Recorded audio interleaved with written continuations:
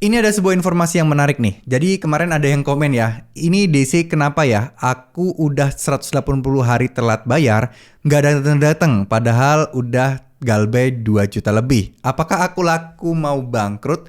Apakah aku laku DC-nya juga bakal dikurangin atau mungkin nggak ada? Dan mungkin ini menjadi informasi serta penyemangat kalian buat kalian yang sekarang lagi terjebak gagal bayar atau punya tanggungan di Aku Laku. Oke. Jadi gini ya teman-teman, untuk cara kerja DC itu tentu saja sudah ada penjadwalannya, sudah ada koordinasinya. Dan tentu mereka juga nggak random ngasal datengin siapa aja. Pasti ada koordinator mana-mana yang harus datengin dan mana-mana yang tidak.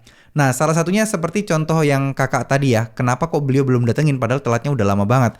Yang pertama mungkin dari segi kota, lokasi, dan lain sebagainya.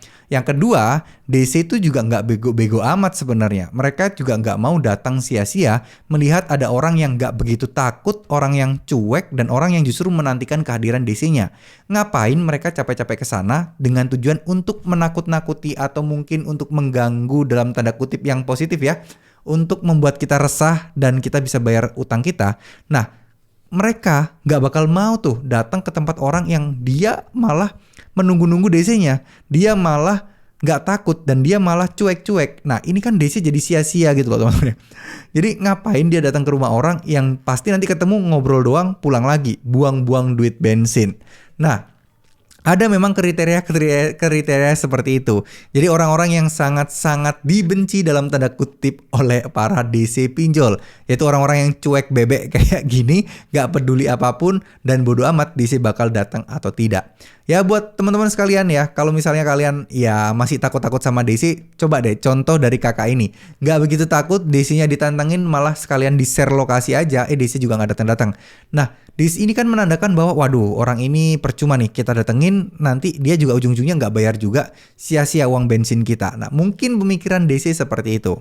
Tapi kembali lagi ya, ini juga faktornya banyak. Bisa jadi di daerah tersebut yang galbay banyak, lebih besar juga. Terus kemudian potensi membayarnya lebih besar juga. Dan DC-nya ada sedikit ya. DC sedikit yang galbay banyak tentu membuat kita itu ya kalau galbay di Aku Laku pun bakal nggak ditetengin meskipun kita berada di kota yang memang ada DC-nya yang mengcover area tersebut.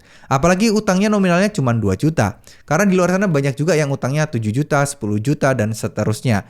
Cuman ya kembali lagi, intinya adalah teman-teman tidak usah takut terkait masalah DC Aku Laku. Bukan berarti Aku Laku mau bangkrut terus mecatin semua DC ya. Enggak. Karena kita masih belum tahu kepastian info itu benar atau tidak.